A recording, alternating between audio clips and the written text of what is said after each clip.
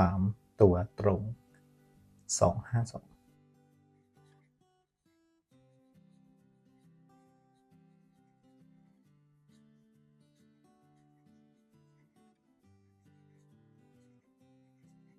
งวดหน้า16ธันวาคม2568ดูเลย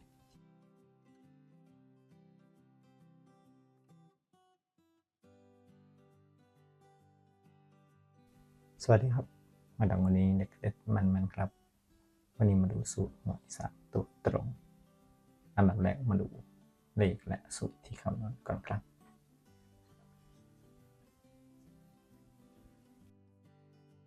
สูตรที่คำนวณนะครับจะมีทั้งหมด3สูตรครับเราจะนำมาคำนวณกับรางวัลที่1และเลขท้ายจากงวดที่ผ่านมาในการตรวจสอบครับสูตรที่1นะครับ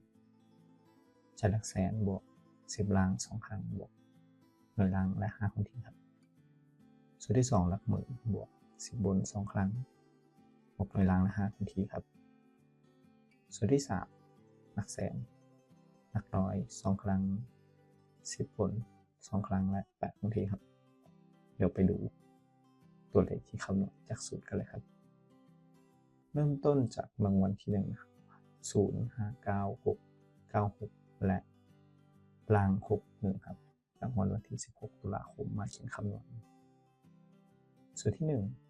066 2ครั้งบวก1บวก5ได้28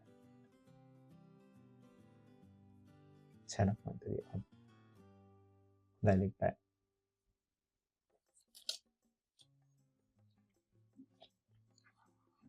สูตรที่2ครับ5บวก9 2ครั้งบวก1บวก5เป็น29ตัวท้ายหลักหน่วยครับได้9สูตรที่3 0บวก6 2ครั้ง9 2ครั้งและ8นะครับได้38หลักหน่วย8ครับ8 9 8เลขย่อในงวดต่อมาครับ6 8 9 8 3ตัวตรง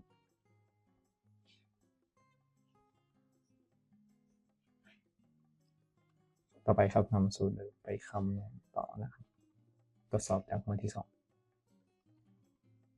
วันที่1ครับในงวดต่อมาวันที่1พฤศจิกายน3 4 5 8 9 8ล่าง8 7นะครับเขียนคำนวณตามเดิม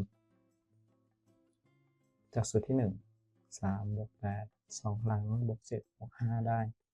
31ครับหลักหน่วยเลขนะ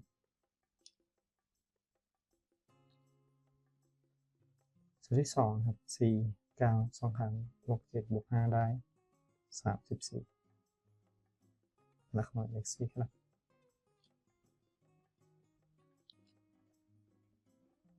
สูตรที่3ครับ3บวก8 2ครั้ง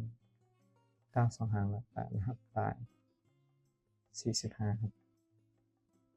หลักหน่วยเลข5 1 4 5นะครับ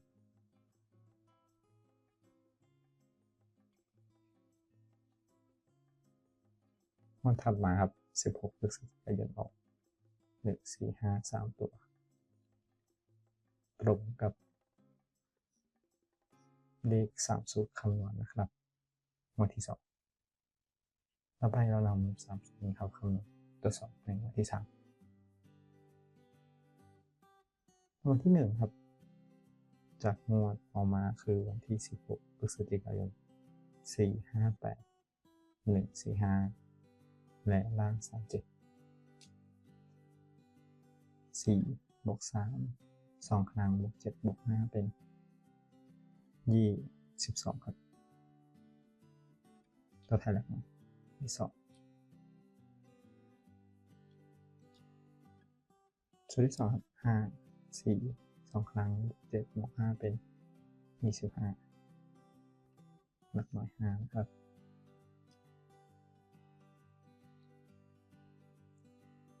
สูตรที่3ครับ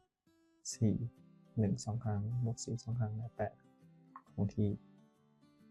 ได้22ครับ หลักหน่วยเลข2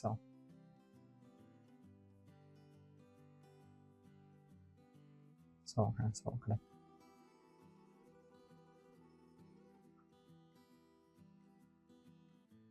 3ตัวงวดต่อมาออก252ตรงกับสูตรที่1 2และ3นะครับครับเป็น3งวดที่คำนวณตรวจสอบนำส่วนครับไปคำนวณงวดต่อไปดูกันเลยครับ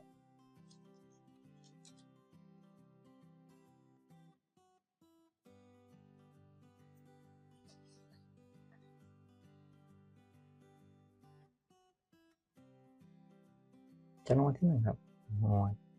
วันที่1ธันวาคม461 252ล่าง22ครับคำนวณกับ3สูตร4บวก2 2ครั้งบวก2นะฮะคงที่ได้15หลักหน่วยเลข5นะครับสูตรที่1สูตรที่2 6บวก5 2ครั้งบวก2บวก5ได้23ครับหลักหน่วยเลข3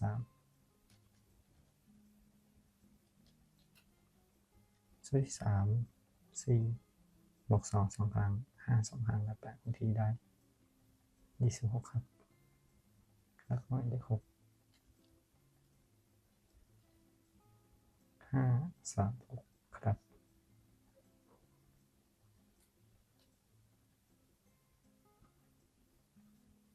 เลขงวดวันที่16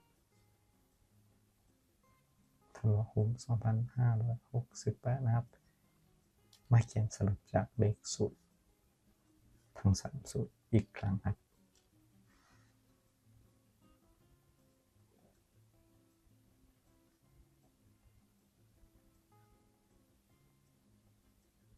3ตัวบน5 3 6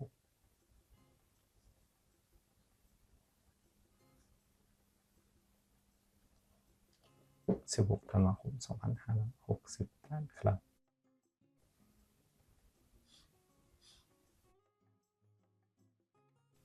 ก็ขอบคุณนะครับทุกท่านที่ติดตามรับชมรับฟังครับและก็อย่าลืมกดไลค์กดแชร์กดติดตามเป็นกำลังใจนะครับสำหรับวันนี้ขอให้ทุกท่านโชคดีสวัสดีครับ